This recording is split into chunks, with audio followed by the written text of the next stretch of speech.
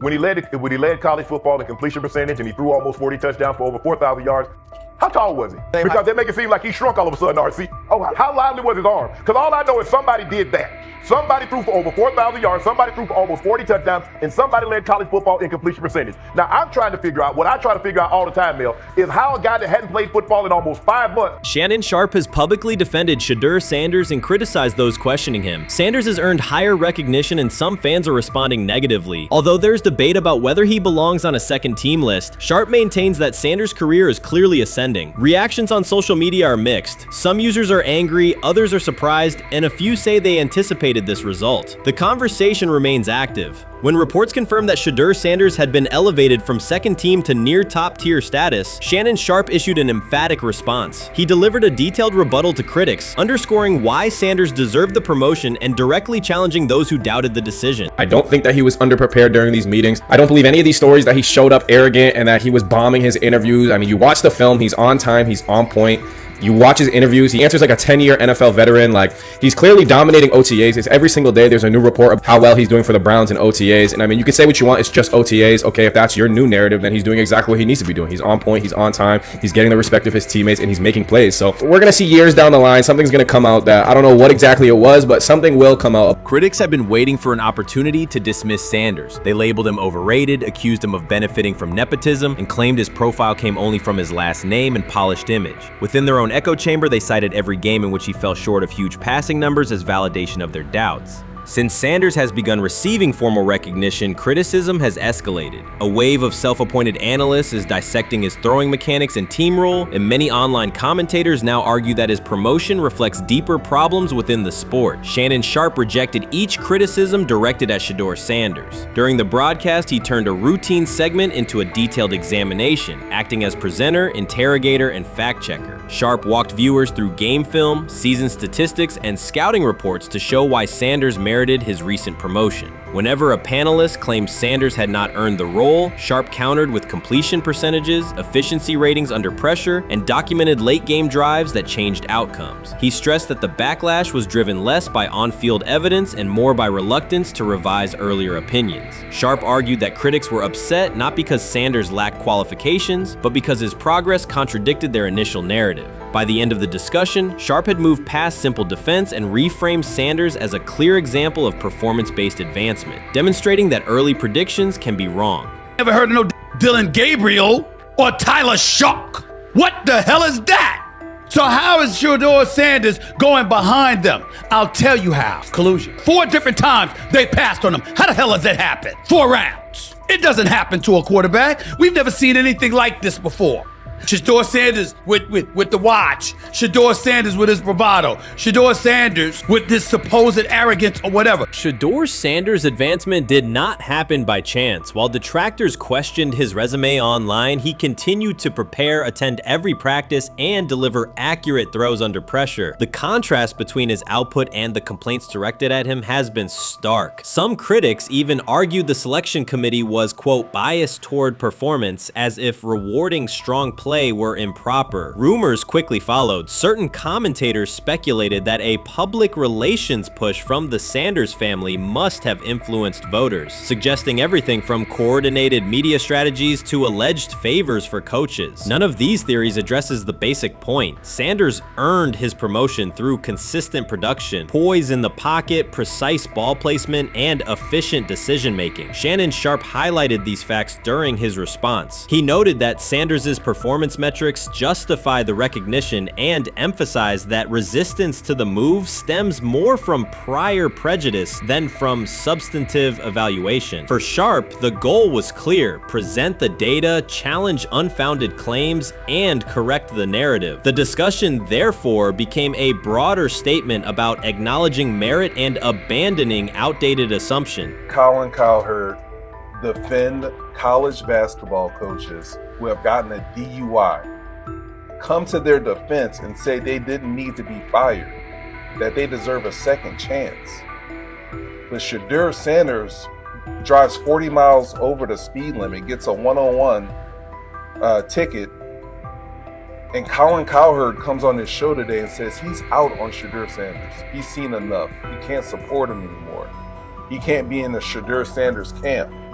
because of their speeding ticket. Shannon Sharpe addressed commentators who portray constant doubt as expertise. Those who discount strong performances with "we'll see" but declare bust after a single mistake. He noted their belief that progress only counts if an athlete visibly struggles. Sharpe's response was methodical rather than emotional. He presented evidence, cited statistics, and calmly refuted each claim. Following his remarks, several critics began revising or deleting earlier posts, recasting themselves as longtime supporters of Shedeur Sanders despite having questioned him for months. Sharpe insists on accountability, naming specific individuals and dates while requesting public acknowledgement of prior errors. He argues that analysts cannot spend months undermining a player's potential and then quietly adopt a supportive stance once the athlete succeeds. These are serious, big-time, top-of-the-line playmakers that they have. If you can go 45-42 in the fourth quarter because your quarterback set the school record with 510 yards passing.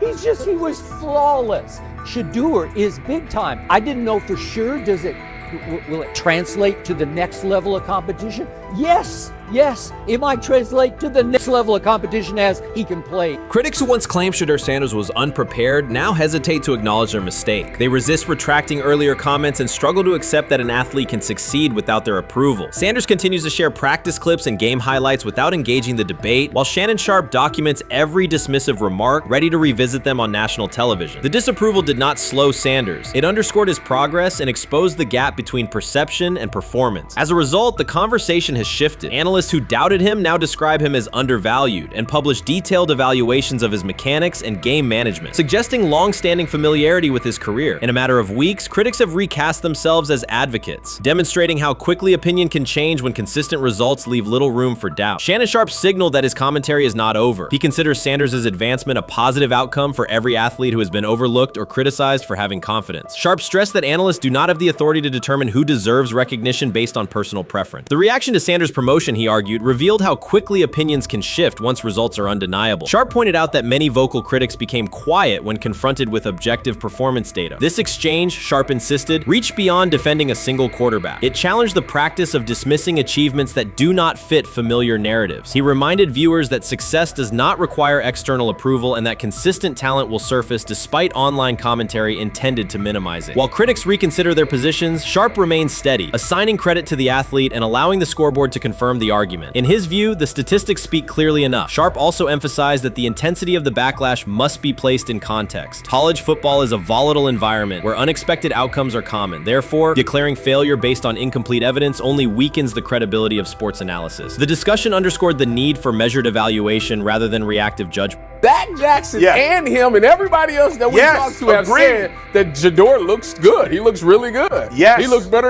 And we got Zach that say Dylan Gabriel ain't even an NFL quarterback.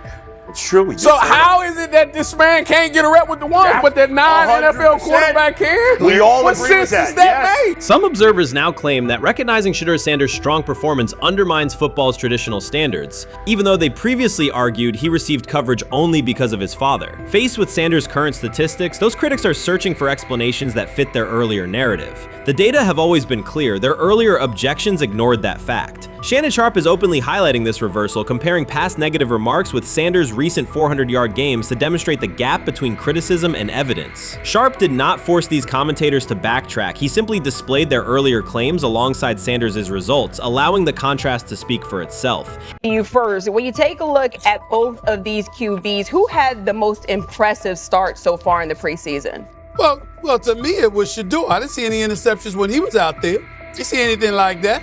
I mean, don't get me wrong. I don't think Dylan Gabriel did a bad job. I was impressed with the brother, but I'm going to go with Shedeur. You know, the pressure was on him. The spotlight was on him. Stephen A. Smith didn't just call out Dylan Gabriel. He held him accountable and made him rethink his comments. The moment Dylan Gabriel spoke and went after Shedeur Sanders, it wasn't a minor slip. He crossed the line and stepped directly into Stephen A. Smith's wheelhouse. And Smith answered with a clear, direct response that left no room for misinterpretation. The comparisons were emanating from the media more so than anybody else.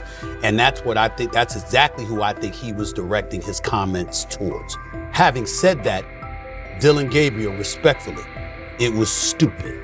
A very dumb comment to make. First of all, let me tell you something right now. In every walk of life, far beyond the parameters of a football field. This wasn't casual sports commentary, it was a decisive critique. Dillon Gabriel's comments were taken apart by Stephen A. Smith with clear, direct points. Gabriel, a quarterback with solid stats but limited top-level achievements, chose to take a public shot at Shedeur Sanders. Shedeur, who has handled sustained media scrutiny and on-field expectations, became the target of an unnecessary criticism. Smith responded by challenging Gabriel's standing to make that claim and by defending Sanders on the facts. The outcome was clear. Gabriel overreached and Sanders didn't deserve the hit. Dan Orlovsky would sit up here in comparison to Shedeur Sanders, who did no such thing, and say, hey, thought he looked better. I thought, I got to give him the edge here. I thought it wasn't bad. A pick six and a fumble, and we can get over fumbles. Have you heard anybody say that? I know it's possible. Have you ever heard anybody say,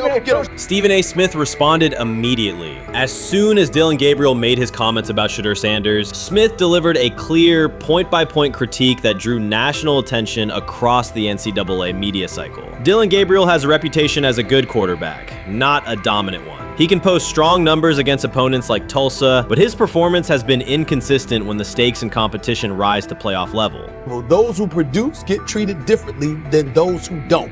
What he said echoes the mentality of all of America practically, and most certainly the world, as we see things being globalized more and more every day. It was a stupid, idiotic, immature comment, because clearly you were feeling the heat because a lot of people was talking about how Shedeur should be QB. Dillon Gabriel is a capable quarterback, but not a standout. Even so, he chose to talk down to Shedeur Sanders, a quarterback who has navigated constant scrutiny and pressure and still represents the future of a program that was struggling before he arrived. The comparison was weak. The criticism was unnecessary. Stephen A. Smith recognized that and dismantled Gabriel's argument with a clear, direct response. How the Browns react to this, how the locker room reacts to this, how Shedeur reacts to this, because it was a clear shot at Shedeur. But let's say Dillon Gabriel's talking about the media. How could you be a brand new quarterback in the NFL and the first time you get behind a mic after your first game, you throw the media under the bus? That's arrogance. Stephen A. Smith excels in moments like this. When Dillon Gabriel made his remarks about Shedeur Sanders, Smith responded with a focused, direct critique. He questioned Gabriel's standing to make that claim, noting that Gabriel has transferred between programs and has not been a Heisman finalist. Without theatrics, Smith laid out why Gabriel's resume doesn't justify taking public shots at Sanders. Smith's point was clear. Targeting Shedeur Sanders, a quarterback central to his program's future and consistently under intense scrutiny, was misplaced. Gabriel's criticism lacked the substance to support it, and Smith methodically showed why. Today on his 42nd I want you to be meaner birthday. That's number one. Number two, after the game, the Browns head coach Kevin Stefanski said there was a mix-up in the routes and that players were in the area that they shouldn't have been. Look at Stephen A's face. Look at Stephen A's face.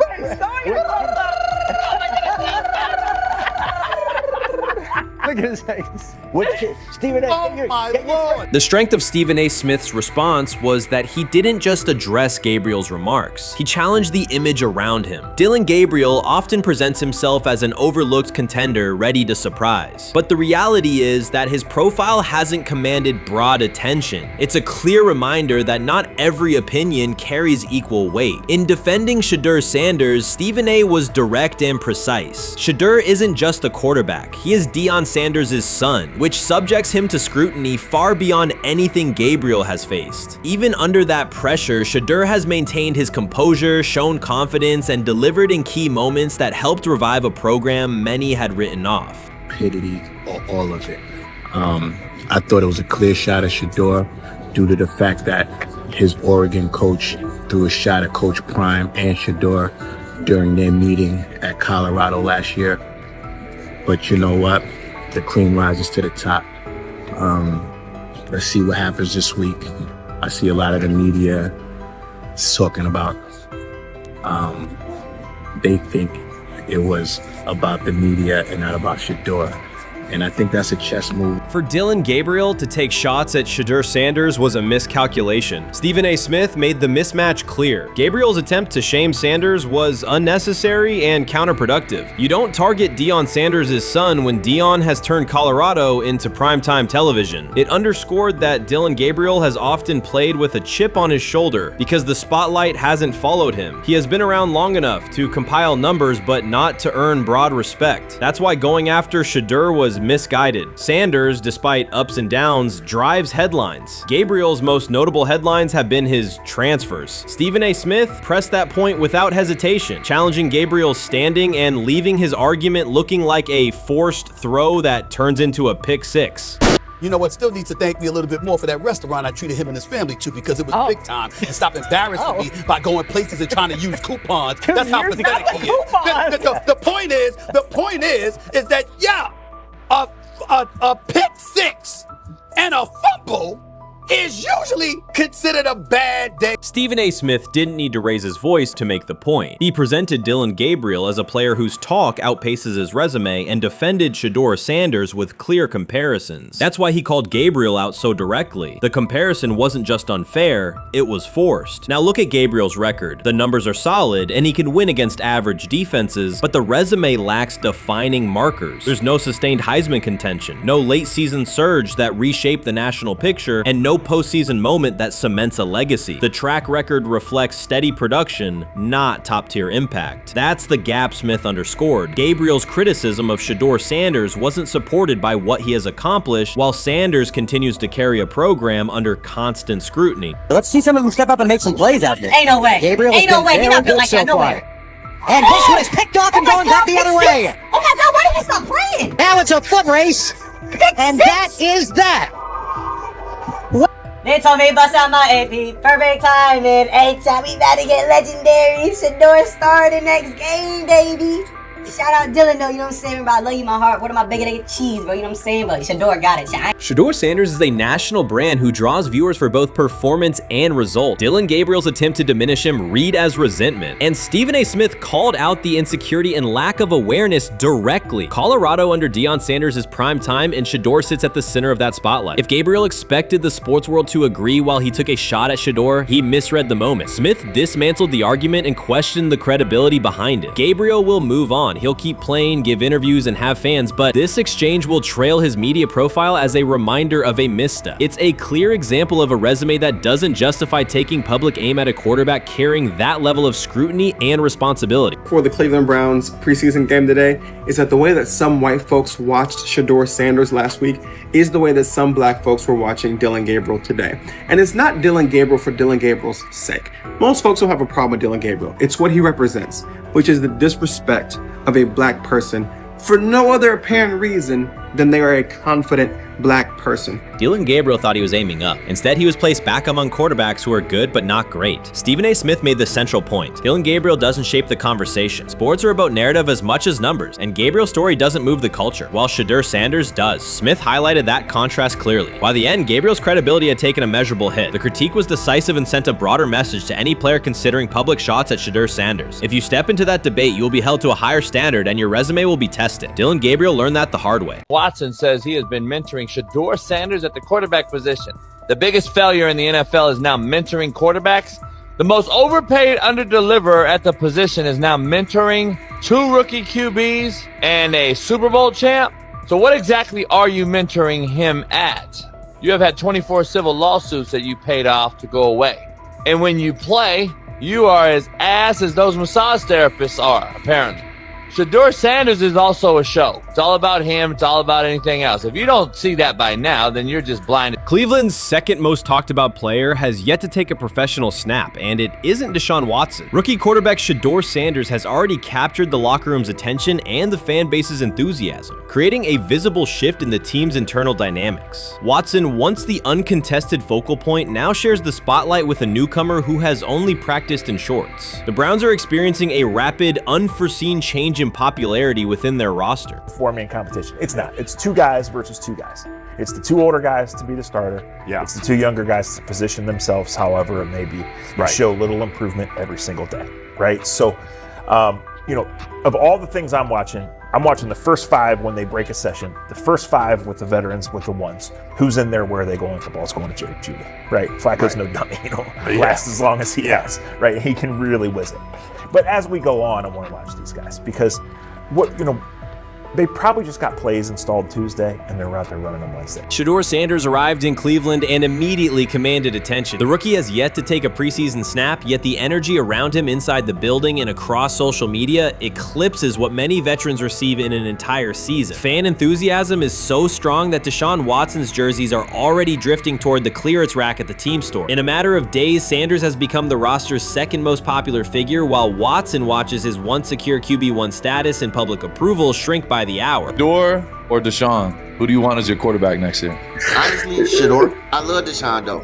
Like, I don't understand all the hate for Deshaun. You get hurt and you get booed, bro. That's foul. That might be the foulest I ever seen. The Browns' social media staff posted a single candid photo of rookie quarterback Shedeur Sanders releasing a warm-up throw, and the response was immediate and overwhelming. Fans saturated timelines with edits of themselves alongside him, while Deshaun Watson's routine practice reps drew comparatively little notice. Although an official Sanders jersey has not been released, unauthorized versions are already moving at a pace that exceeds merchandise sales for several other AFC North teams. The surge in interest marks one of the most intense fan reactions Cleveland has experienced in recent memory. The excitement surrounding Shedeur also triggers a wave of criticism. Veteran analysts, anchored in a 1980s mindset, question whether his style will translate into lasting success. They focus on his NIL earnings, social media presence, and visible confidence, arguing that the image overshadows substance. To them, outward self-assurance appears to be a distraction rather than a competitive asset. Even a simple smile or brief display of personality is cited as evidence that he lacks the measured discipline they expect from a starting quarterback. Critics claim Shedeur Sanders is notable only because of his father, overlooking the performance he delivered at Colorado. Many of those same observers ignored the Buffaloes until Deion Sanders made national headlines, yet they now question whether his son has earned the attention. They want rookies to keep quiet, carry clipboards, and wait 2 seasons before challenging for a starting role. Sanders is disregarding that script from the moment he arrived. His presence has already turned Cleveland's quarterback discussion into a genuine 2-man competition before a single preseason snap. Deshaun Watson maintains publicly that the situation does not concern him, but it is hard to believe the pressure is not real. A fully guaranteed contract protects his paycheck, not his standing in the locker room. Sanders, meanwhile, is translating charisma and early momentum into tangible influence with teammates, coaches, and fans, reshaping expectations for who will lead the Browns on opening day.